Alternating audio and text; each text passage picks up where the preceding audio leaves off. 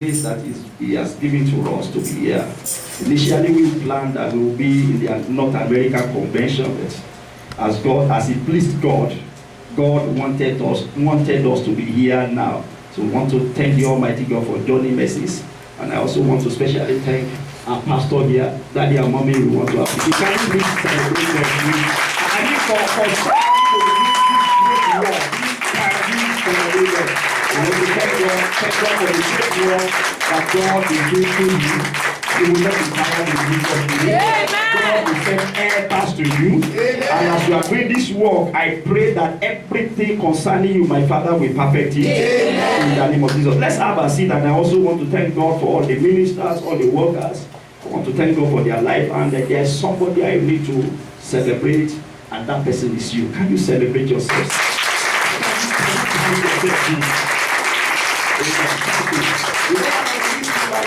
Celebrate yourself.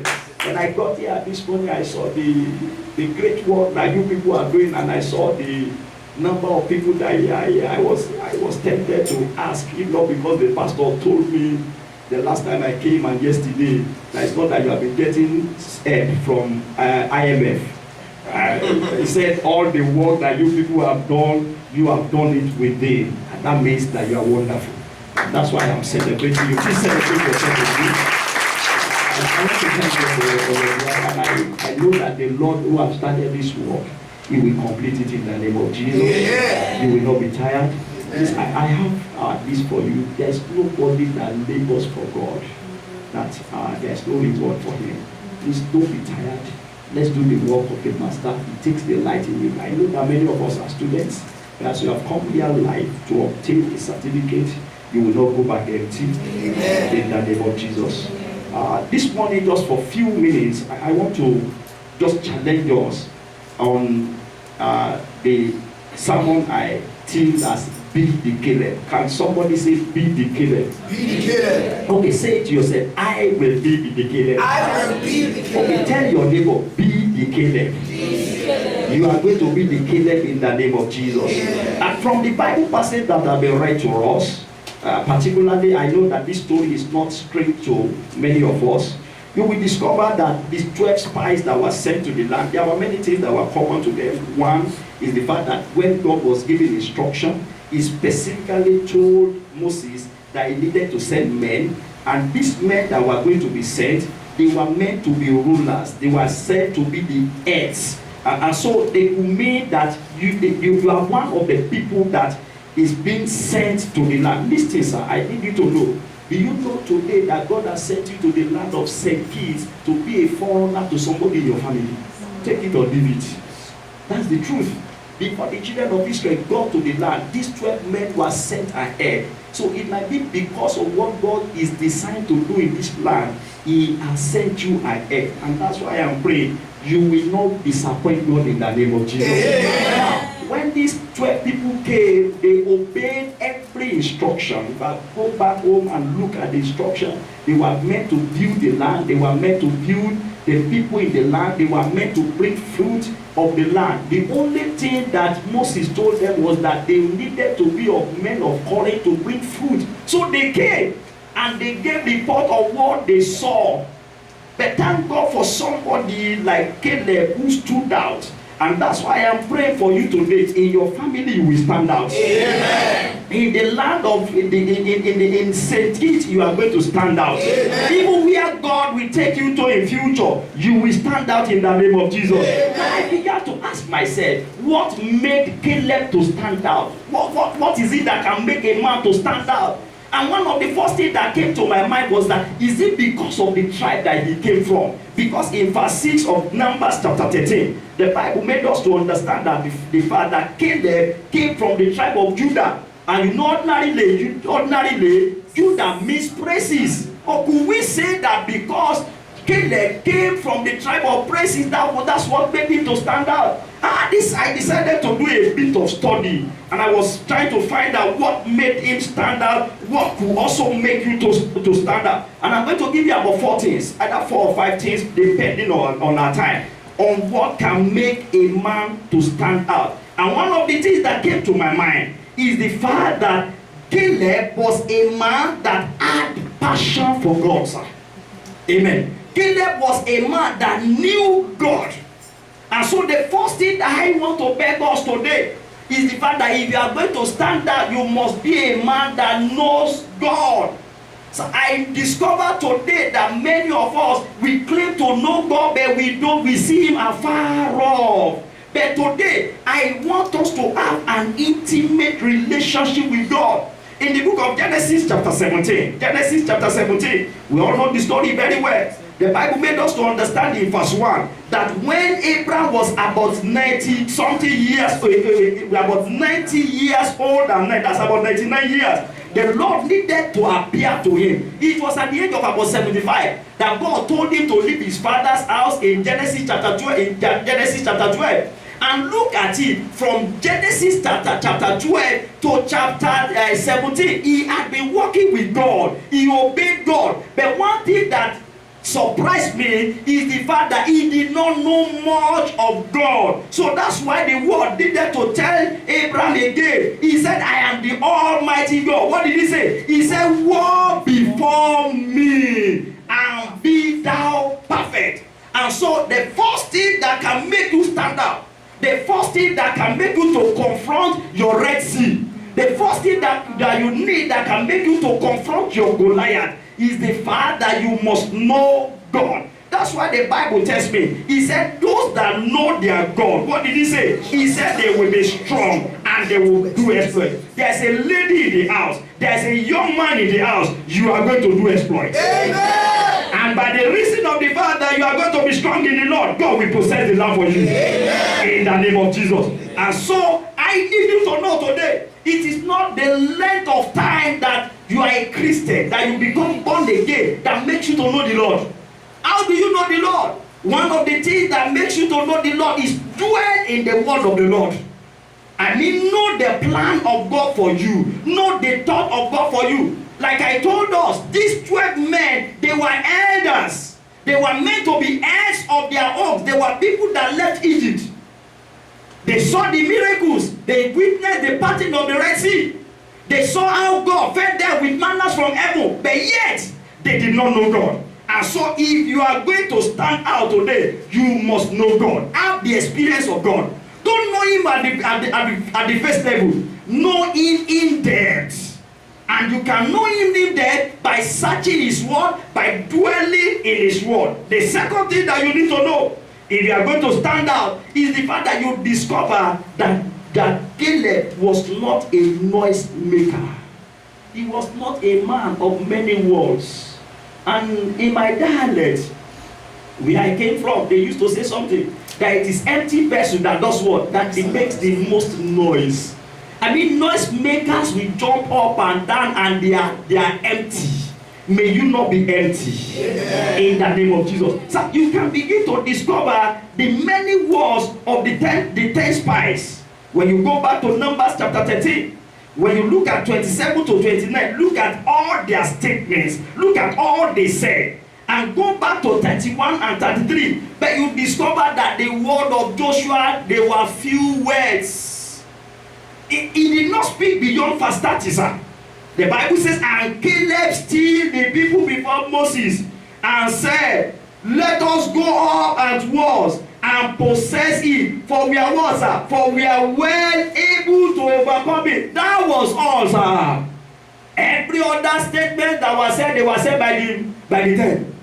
And so a man that will stand out will be a man that is not a noise maker. He's not a man that will speak of too many words. In fact, when you look at the scripture, Proverbs chapter 10 verse 19, Proverbs chapter 10 verse 19, the Bible makes me to know there.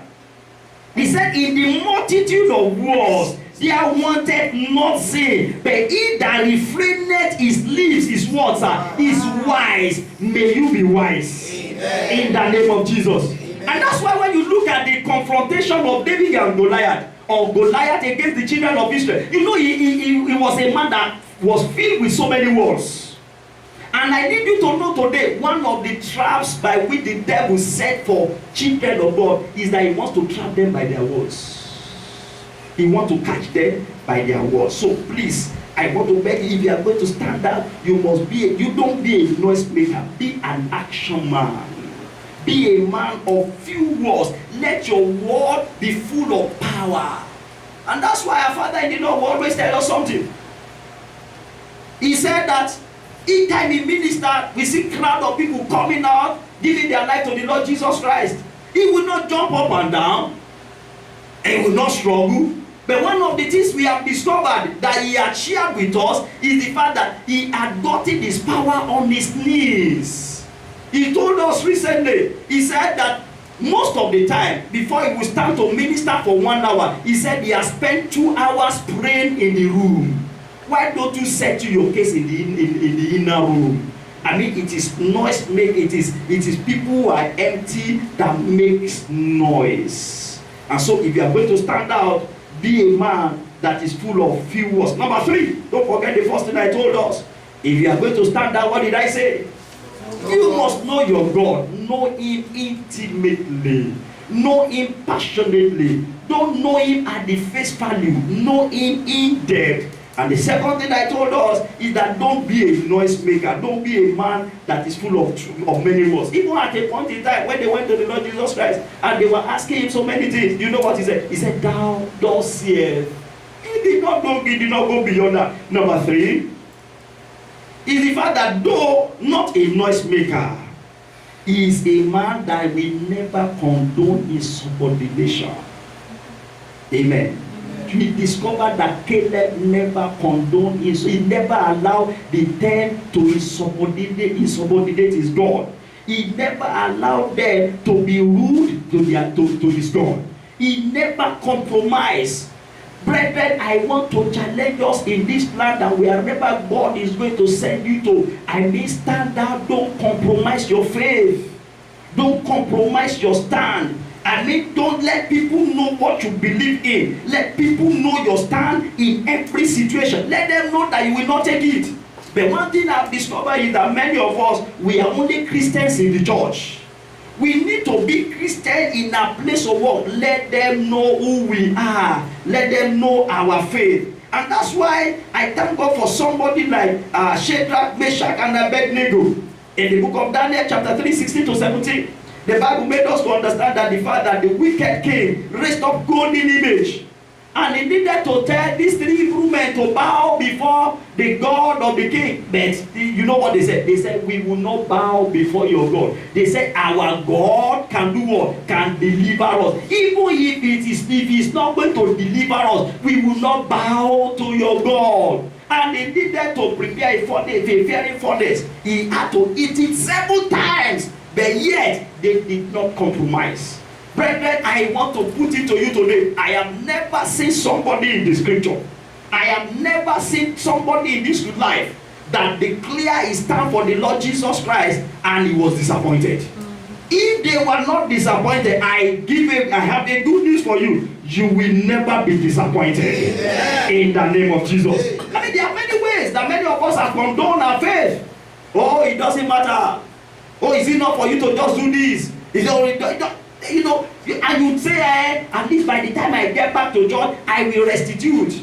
You have heard the news in Nigeria of teenagers that were apprehended by the Boko Haram people. And there was this young girl there, a teenager, that was asked to, declare for our own God. Go declare for the God of Muhammad. Go declare for the God of Islam. And a teenager can say, no, I have not been brought up in this way. I am not going to declare to their God. And she never declared. Up till now, the girl has not been released. Sorry. The fear of death, when are we not going to die? We will die.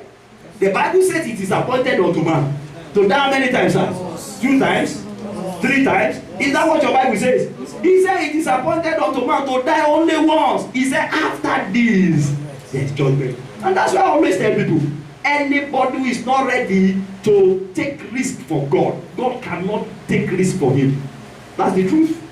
If you are not ready to lose your life, there is no how you can find it. He declared it to us through the mouth of our Lord Jesus Christ. He said, except a corn of wheat falleth into the ground and he died. He said there is no hope of life. So let's be ready to take risk for Jesus Christ. until you are ready to take risk for him, he cannot defend you. And I can tell you that one of the things that why we are going to be here today is that we are taking risk for him. We left city, we left other churches, and we decided to say we are going to be for him. And I can tell you, sir, as the Lord liveth, every good seed that you are sowing, there will be a great reward. Yeah. In the name of Jesus. Now, finally, because of my time, because I really wanted us to pray. Finally, because of our time, you will discover that Caleb is a man of immediate. He is a man that never procrastinated. In the few words of Caleb, you hear what he said. He said, let us go up at once. Let's not think about it. Let's not postpone it. Let's not procrastinate. Let's go up at once. He never procrastinated. So I want to put it to you today that people who procrastinate, they are always failure. They don't do well. The Bible says that there is time for everything. And when the time of a man comes, you better strike it quickly. You remember the story of David. Think in the book of 1 Samuel chapter 30 or so. When the enemy counted everything that he had, the way he was weeping. And the people thought of stoning him. And the Bible made us to understand that he encouraged himself. And the next thing he asked from God is that, can I pursue? And God told him, he said, pursue. Do you know that immediately God told him to pursue? He pursued. He did not wait for a minute. I want to beg you today, stop wasting your time. Whatever thing that God wants you to do now, do it now. That's why the Bible makes me to understand. In the book of Ecclesiastes chapter 9, verse 10, he said, whatsoever thy hand findeth to do. What did he say? He said, do it with thy mind. Why? He said, for there is no work, nor device, nor knowledge, nor wisdom. We are in the grave. It now ended up saying, he said, whither thou goest. We are going somewhere, sir. The Bible made us to understand. He said, from ordinary clay we came from, and we are going to